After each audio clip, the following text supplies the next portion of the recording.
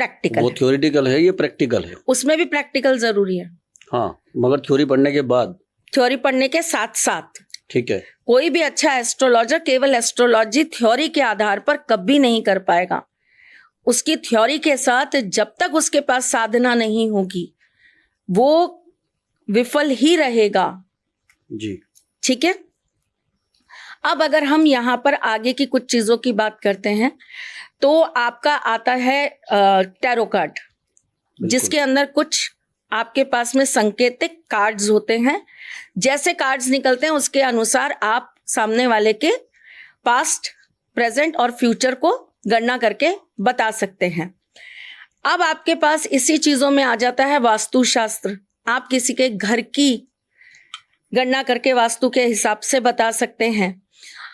अब इसके बाद ना बहुत ऐसी शक्तियों के साथ जुड़ना होता है साधक का जिसके अंदर कोई थ्योरी नहीं है। आप इसे थ्योरी से नहीं जोड़ पाएंगे। अच्छा। जैसे कई लोग होते हैं, हमारे बागेश्वर धाम जी को देख लीजिए, अगर हम उनकी बात करें, हाँ। तो वो अपनी गद्दी पे बैठते हैं और वो पर्चे बनाते हैं। हाँ। अब कुछ लोग कहते हैं उनके पास गण पिशाचनी है, हाँ। कुछ लोग कहते हैं उनके पास गण हैं, कुछ लोग कहते हैं कुछ लोग कहते हैं कुछ, जो भी है, जो भी उनके पास साधना है, उनकी जो भी अपना उनका शक्ति का रूप है, उसके माध्यम से वो क्या करते हैं कि सामने जो बैठा होता है वो उसका पर्चा बना देते हैं बिना उससे पूछे। बिल्कुल। और उससे वो बता देते हैं कि भाई आप ये सवाल लेकर आए और ये जवाब है। और लोकेश जी, ये बात तो आप और मैं बहुत अच्छी से बिलीव कर सकते हैं, क्योंकि हमारे पूजनीय दादाजी भी कुछ ऐसे ही करते थे। वो भी सामने वाले के जेब में रखे हुए पर्चे पे क्या लिखा हुआ है ये तक बता देते थे। बिल्कुल। तो आप और मैं तो उस बात के बहुत बड़े गवाह हैं कि ऐसी शक्तियां या ऐसी चीजें साधकों के पास अपने आप स्वतः ही आ जाती है ईश्वरीय आशीर्वाद से। तो ये तो हमने अपने घर में होते देखा है। तो वही सेम चीज अब बागेश्वर जी जो कर रहे हैं, इसी प्रकार से और बहुत सारी चीजें होती हैं। जैसे कि कॉफी रीडिंग होती है। अच्छा। आपको एक कप दिया जाता है कॉफी का या चाय का। ज्यादातर कॉफी रीडिंग ही करते हैं, टी रीडिंग बहुत कम लोग करते हैं, पर टी कॉफी हम दोनों ही लगा लेते हैं। उसके अंदर सामने आपके एक चाय का कप रखा जाता है या कॉफी का कप रखा जाता है और आपसे कहा जाता है कि आप इसे पी लीजिए।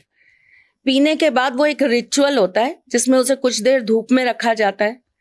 फिर उसके बाद उसे जो है गुप्त स्थान पे रख दिया जाता है। फिर पर्टिकुलर कुछ टाइम के बाद उसमें जैसी आकृतियां बनती है ना, उस हिसाब से प्रेडिक्शंस की जाती हैं। अच्छा।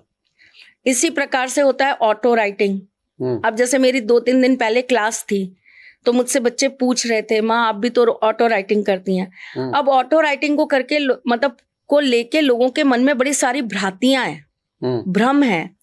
उन्हें ये लगता है कि जो भी हमारा व्यक्ति चला गया हम उसकी ऑटो राइटिंग करा सकते हैं। ऐसा नहीं है। अगर वो आपका गया हुआ व्यक्ति या आपके पितृ आपको बार बार संकेत दे रहे हैं इस तरह का कि हम तुम्हें कुछ बताना चाहते हैं, हम तुमसे बात करना चाहते हैं, तब आप किसी ऐसे साधक को या किसी ऐसे व्यक्ति को आप संपर्क कर सकते हैं जिनके माध्यम से आप उस आत्मा से ऑटो राइटिंग के थ्रू उनकी बात जानकर उनसे वार्ता